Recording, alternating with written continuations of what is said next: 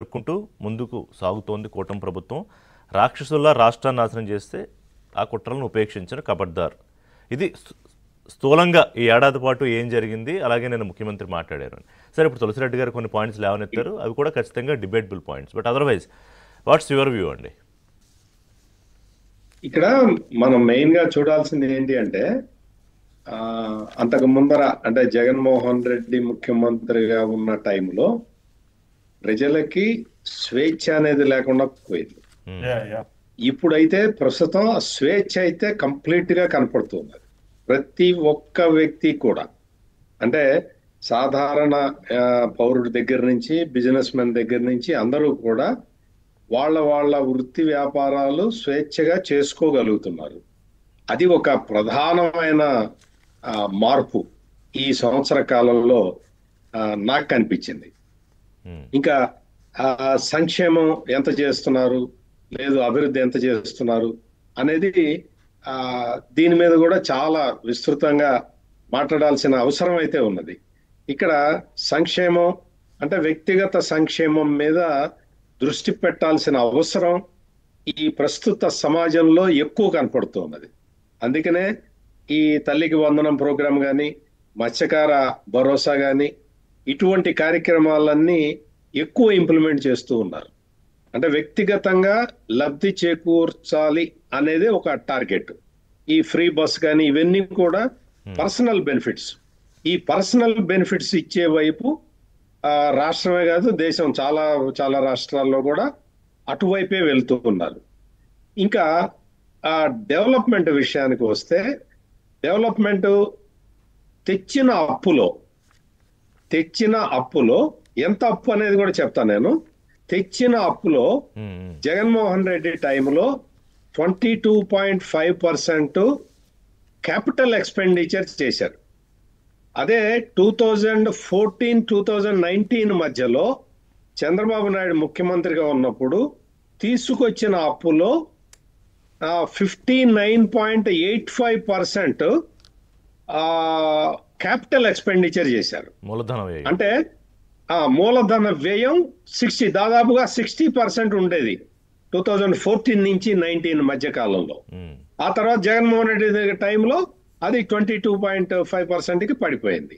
అంటే ఏదైనా సరే, ఏ రాష్ట్రమైనా సరే డెవలప్మెంట్ వైపు వెళ్తున్నది అని చెప్పటానికి ఏంటి అంటే క్యాపిటల్ ఎక్స్పెండిచర్ ఎంత పెట్టగలిగితే ఆ స్టేట్ ప్రోగ్రెసివ్ స్టేట్ గా లెక్కేస్తారు. ఒక యార్డ్ స్టిక్ అది.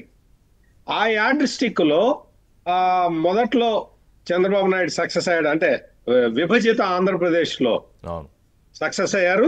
ఇప్పుడు కూడా అదే డైరెక్షన్ లో వెళ్తున్నారు. నాకు తెలిసి తులసిరెడ్డి గారు చెప్పినంత అప్పు లేదు. సబ్జెక్ట్ టు కరెక్షన్, తులసిరెడ్డి గారికి ఎక్కువ ఇన్ఫర్మేషన్ ఉండి ఉండొచ్చు. 159,000 కోట్లు ఏడాదిలో నాకు తెలిసి 44,000 కోట్లు 45,000 కోట్లు అప్పు చేశారు ఈ సంవత్సరంలో. మిగిలిన అప్పులన్నీ కూడా కొన్ని అంటే అమరావతికి సంబంధించి, పోలవరానికి సంబంధించి ఇవన్నీ కూడా లోన్ కాంపోనెంటే, కానీ ఆ లోన్ కాంపోనెంట్ మనం తీర్చాల్సింది కాదు.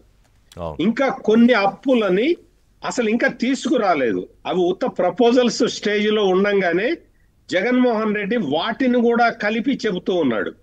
అంటే ఇంకా అప్పు ఇంకా తీసుకురాలేదు, అది ఇంకా ఉత్త ప్రపోజల్ స్టేజ్ లోనే ఉంది.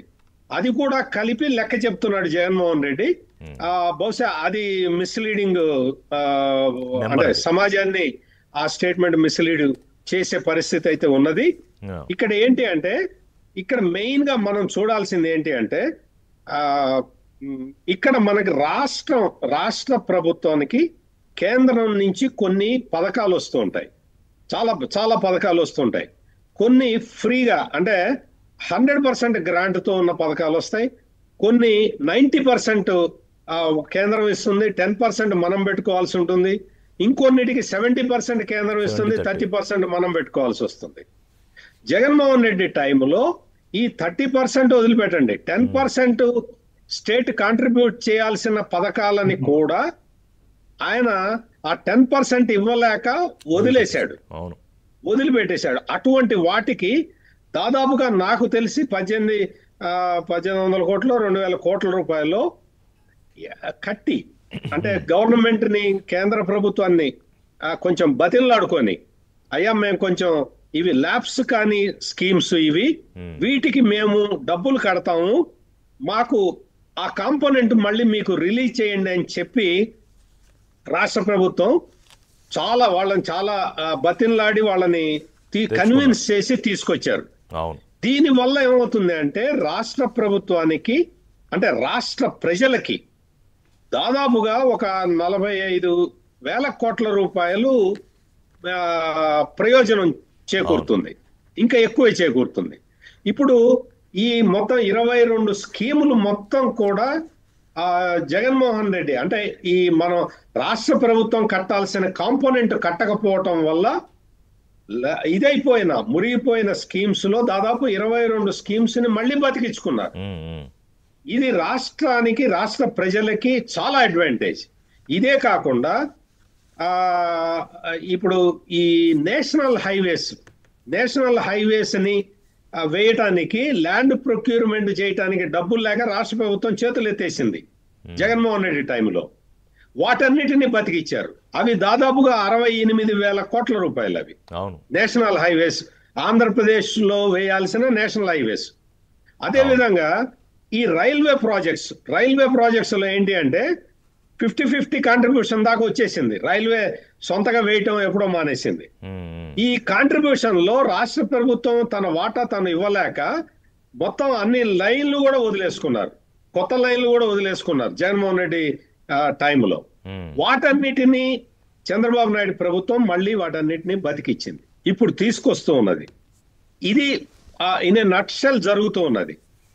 ఇంకా డెవలప్మెంటల్ యాక్టివిటీస్ మన కళ్ళ ముందరే, అంటే మనకి అమరావతి కన్స్ట్రక్షన్ కనపడుతూ ఉన్నది, పోలవరం కనపడుతూ ఉన్నది.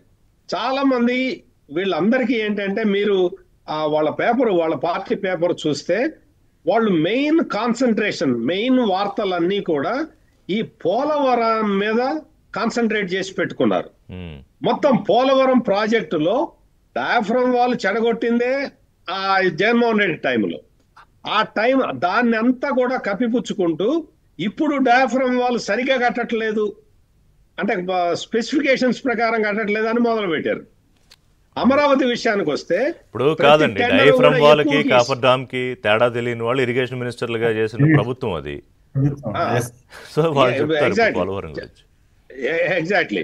ఇక్కడ మీకు జగన్మోహన్ రెడ్డి 5 సంవత్సరాల పాటు పోలవరం ప్రాజెక్టును పక్కన పడేయటం వల్ల అప్పర్ కాఫర్ డ్యాము ఏజ్ అయిపోయింది కాబట్టి బట్రస్ డ్యామ్ అని ఇంకోటి కట్టాల్సి వస్తున్నది. అంటే ఇటువంటి విషయాలు అడిషనల్ బర్డెన్స్. డయాఫ్రమ్ వాళ్ళు దెబ్బతింటే 900 కోట్లు, అది దాదాపుగా 1,200 కోట్ల దాకా రీచ్ అవుతున్నది అది. అంటే ఇదంతా ఇంత లాస్, రాష్ట్రానికి ఇంత నష్టం జరిగింది జగన్మోహన్ రెడ్డి పాలన వల్ల. అమరావతి విషయానికి వస్తే జంగిల్ క్లియరెన్స్ కే 27 కోట్ల రూపాయలు ఖర్చు పెట్టాల్సి వచ్చింది, జస్ట్ జంగిల్ పిచ్చి మొక్కలు పేకటానికి. అంటే దాన్ని ఇంటెన్షనల్ గా శ్మశానం చేద్దాం అనుకున్నాడు జగన్మోహన్ రెడ్డి, అందులో సగం భాగం అడవిగా మార్చేశాడు. ఎగ్జాక్ట్లీ. రాష్ట్ర ప్రజలకి ఇంత డ్యామేజ్ జరిగింది. ఈ డ్యామేజ్ అంతా కంట్రోల్ చేసుకుంటూ క్యాపిటల్ ఎక్స్పెండిచర్ పెరుగుతున్నది కాబట్టి రాష్ట్రం, అంటే అప్పులు ఎంత అవుతున్నాయి ఏంటి అనేది వాస్తవంగా చూడాల్సిన పరిస్థితి ఉంది. ఇక్కడ అప్పులు పెరగటం అనే ఆస్పెక్టే కాకుండా క్యాపిటల్ ఎక్స్పెండిచర్ పెరుగుతున్నది. అది ఇందాక మీరు చెప్పింది ఇనిషియల్ గా మూలధన వ్యయానికి ఎంత ఖర్చు పెడుతున్నారు అనేది. అది ఒక బ్రేక్ తీసుకుందాం సత్యమూర్తి గారు. బ్రేక్ తర్వాత అప్పలనాయుడు గారు మాట్లాడతారు. అంటే సంపద సృష్టి విషయంలో ఒకటి తులసిరెడ్డి గారు అడిగింది, చంద్రబాబు నాయుడు గారు మొదటి నుంచి